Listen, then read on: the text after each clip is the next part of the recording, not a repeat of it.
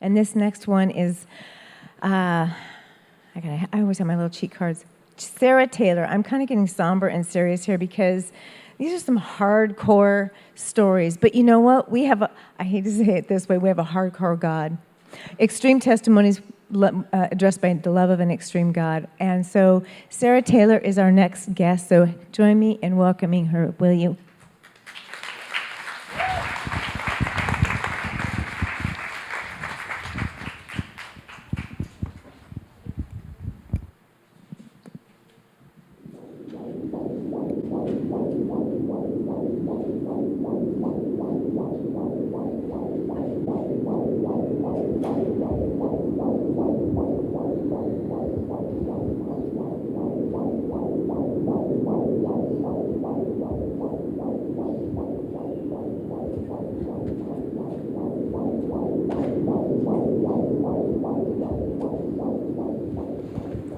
There you go. Thank you. Okay, used. She was actually doing our cardboard testimonies, trafficked. And so she's a little nervous. We're both a little nervous.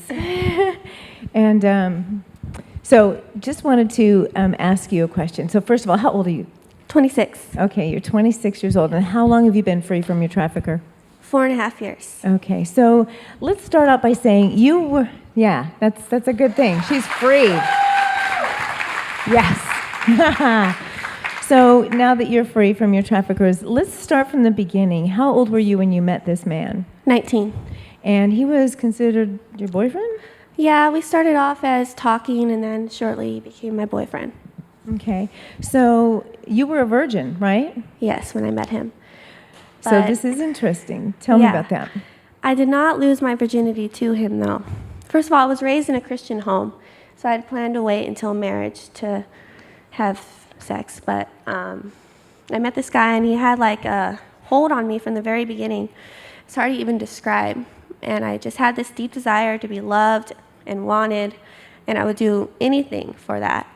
And so I was living with my friend and her boyfriend at the time, and I had feelings for her boyfriend, but that was my friend's boyfriend, so nothing happened. But the four of us hung out one night, and the guy that I was talking to, who would later become my pimp, we all went to a movie together, and then he encouraged the three of us to have a threesome. And so when you gave yourself, you were a virgin. Yeah. You didn't give yourself to him. No. You gave yourself to two other people. Yes. And he wasn't even there to watch. No. Not that he should have been. I'm not condoning that. No. I'm just saying. Yeah, I lost my virginity for him, but not to him. That was the start of how this whole thing started with him. Went from that to getting heartbroken over my friend's boyfriend, because you always fall for your first even more. And eventually, me and this other guy started dating, and his lifestyle was a swinging lifestyle, so I wanted to do whatever he wanted me to do. And he was the second guy that I ever had sex with, but then he would take me to threesomes and swinging parties, and whenever I would do something that he asked of me, like, he would look like he was proud of me, and I became addicted to that, like someone being proud of me for once. You wanted to just please him, right? And Yes. if it meant doing that, then that was fine with you? To an extent, because I still had that in the way I was raised in the back of my head, those morals, and I wanted to wait till I was married. I was a good Christian girl. My father was a strong believer, and I felt like I was letting him down because he was the one that raised me to believe that I should wait until marriage. But at the same time, that feeling of wanting to be loved and valued and make someone proud of me still overruled that. And then I just felt like I was stuck with him, like I couldn't leave him, because he was very manipulative and knew how to get me to be with him. And it's making you want to please that person, and the only way Yeah. that you could get love from him was to give yourself to him in whatever way he wanted to use you. Yeah. So this is something that was shocking to me. How many men a day? Like, eventually, after the swinging, suggested that I should prostitute. And then, so I became, he started prostituting me. And it was anywhere from 3 to 8 men a day. And so that's difficult for you to say. Yeah, because I feel like there's parts of that I'm not fully healed from yet. Okay, and tell somebody else here, if they want to please their boyfriend. If you feel like you have to do something that goes against the Word of God to please Him, then He's not the one for you. You're so beautiful. And you know what? God has completely washed you white as snow. And I don't want you to feel like you're on stage in a place where you're people are looking down on you, because they're not. And I applaud you for being strong and standing up and saying, you know what, this is not the way. So how long were you with him? 2.5 years total. And you finally said what? I tried to leave a couple other times before, and he always manipulated me into staying with him. And then the third time I was like, I don't want to do this anymore. It was after praying with a pastor at this church, after meeting this church-going woman who started taking me back to church. And let me backtrack a little bit. I had been raped by a John, and that was the moment. It was 6 months before I left the pimp. That was the moment where I was like, God, get me out of this. Like, I don't want to do this anymore, but I don't know how to leave this guy. And around that time, I met this woman named Barbara. She started taking me back to church. I remember it was around Easter time. And so 6 months of going back to church. And one day, I was feeling really just lost and broken. And I was sitting in the church pew after service, and the associate pastor preached that day, and he came over and asked me what was wrong, or if I was okay, and then I told him a little bit, but then he walked away after praying for me. He didn't just walk away, sorry. He prayed. That would not be good. Okay.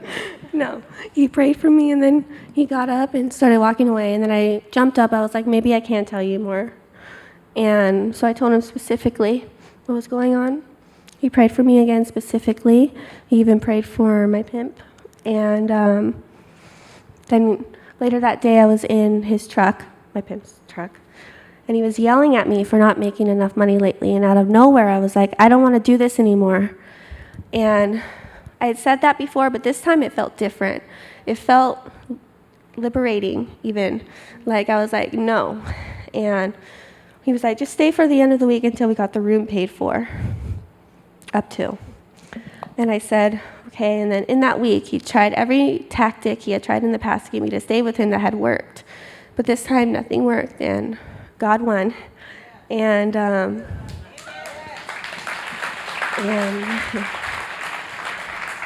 Tell me about Jesus. Jesus. I had grown up knowing who he was. I was baptized. I've always believed in him. I always had a reverence, for the most part, for him as a kid growing up. Like, I would hear other kids swear, be like, oh, no, or like other like little things. And I went to church. I used to always sneak out of Sunday school, but I still went. And I kind of grew up kind of like on the wild side. Like, I got in trouble a lot at church and stuff, but I loved God and I loved Jesus the best way that I knew how. And the thing is, I didn't really realize how loved I was because, you know, my dad was a strong believer. My mom had issues with addiction, and she was very, like, neglectful and verbally abusive. So I never really saw my worth, and I always felt like I was a burden or that, you know, just I never really felt loved. I never received that from the Lord, and I'm still working on receiving that. But are you loved? Yes. And Yes. my dad, actually, the one who raised me in that faith, is now with the Lord. But he got to see me leave that life. He almost died when I was in the midst of prostituting. But then God revealed to me after he took my dad that he said, I won't want to let him live so he could see you start walking with me again. And that just meant so much to me because my dad had been praying for me. And so because of your dad's prayers, you were free. Yes, I am. Free. Well, Sarah, God is thank good. you so much for sharing your story. I just love you. Thank you.